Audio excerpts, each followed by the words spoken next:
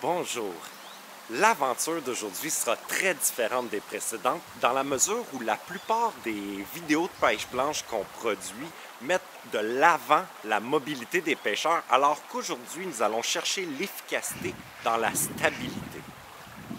Le poisson qu'on pêche aujourd'hui est la Wananiche et celle-ci a certaines caractéristiques uniques, c'est-à-dire elle voyage en suspension, elle est constamment en déplacement et elle semble avoir des préférences pour ces zones de déplacement.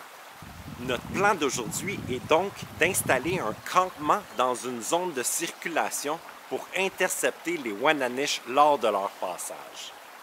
Nous allons donc nous établir le long d'une batture qui longe la rive dans une profondeur de 18 à 25 pieds, dans le but de nous assurer une bonne couverture de notre terrain de pêche.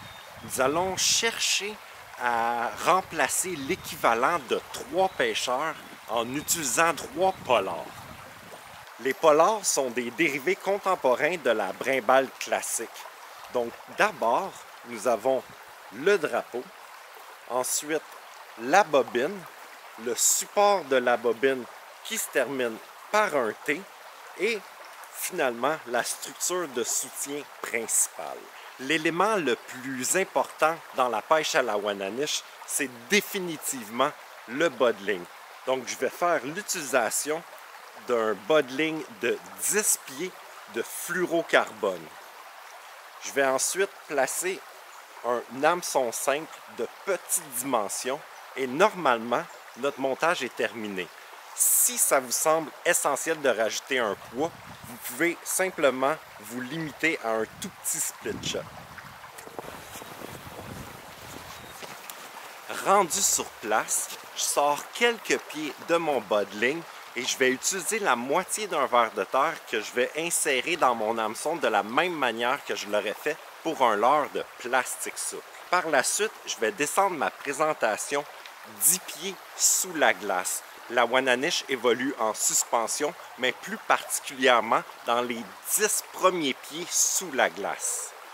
Pour atteindre un maximum de précision, je peux utiliser un électronique pour la descente de ma présentation, mais rappelez-vous, lorsqu'on a fait le montage de notre polar, on a déjà préalablement prévu 10 pieds de bas de ligne. Donc on pourrait tout simplement sortir le bas de ligne et être précisément 10 pieds sous la glace.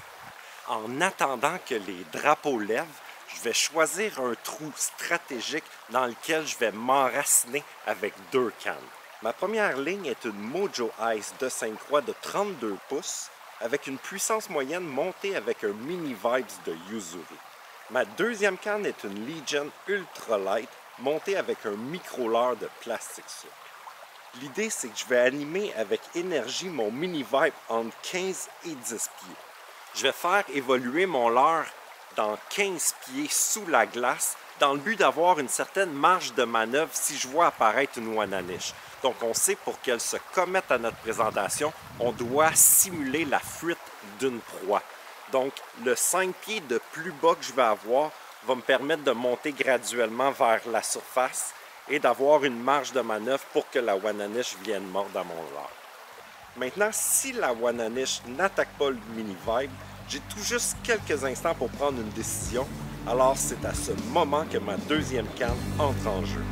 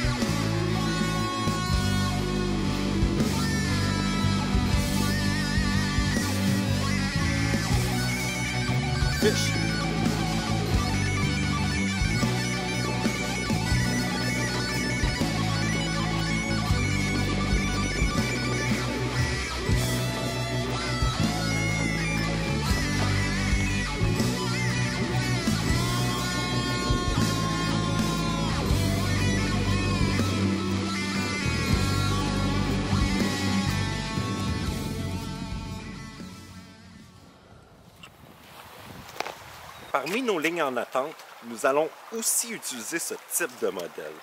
Ce qui est génial avec ce modèle, c'est qu'on peut vivre l'interaction du combat avec une canne. D'abord, j'ouvre le moulinet pour libérer la ligne et je descends ma présentation 8 pieds sous la glace. Petite parenthèse, nous pouvons placer les lignes à peu près n'importe où dans les 10 premiers pieds, puisque c'est même possible d'attraper ces saumons d'eau douce directement sous la glace. Une fois que j'atteins la profondeur désirée, sans fermer le moulinet, je pince la ligne et je place le drapeau.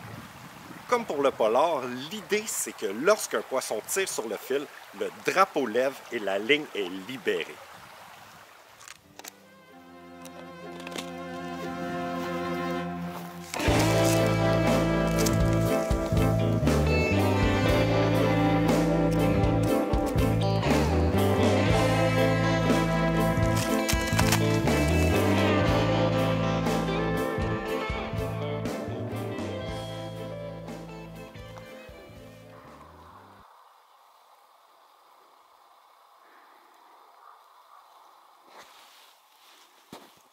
Hey, c'est n'importe quoi. On est en train de se préparer à s'en aller. La procédure des pêcheurs, la dernière affaire à faire, c'est enlever les lignes. Ça fait littéralement 2 qu'on prend sur 3 de cette façon.